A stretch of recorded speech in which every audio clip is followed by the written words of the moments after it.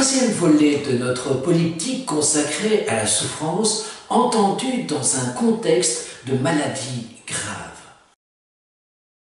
Une personne gravement malade entre finalement dans un processus de double aliénation, comme j'aime l'appeler. Aliénation d'une part parce qu'elle se trouve dans la nécessité de devoir apprendre à vivre avec une maladie plus ou moins incapacitante. Et seconde aliénation, elle est livrée à un système de soins où des personnes soignantes précisément prennent des décisions pour elle. Il se trouve donc dans une posture d'obéissance passive. Double aliénation de la personne gravement malade. Alors il importe d'être pour le malade sujet et non pas objet de sa maladie. Il s'agit justement de ne pas entrer dans ce processus d'obéissance passive, mais au contraire de se considérer non pas comme objet, mais sujet de soin.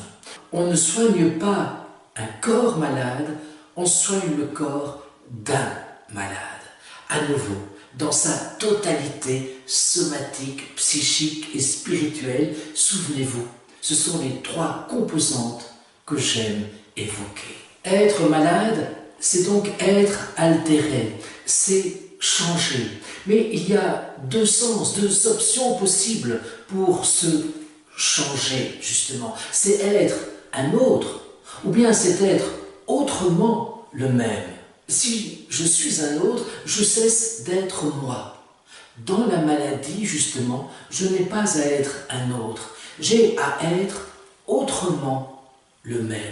Dans la maladie, je suis le même, mais autrement. Je suis autrement le même, mais je suis toujours moi, sans me perdre, sans cesser d'être moi.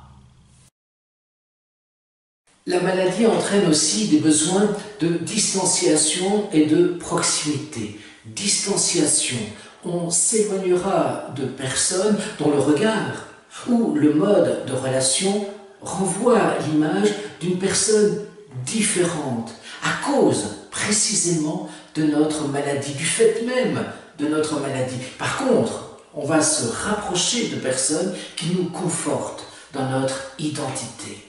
Cette identité, cette mêmeté dont j'ai parlé sont rendues complexes en fonction des rôles sociaux que nous avons été amenés à jouer avant notre maladie. En effet, en nous coexiste justement toute une série d'images de nous-mêmes.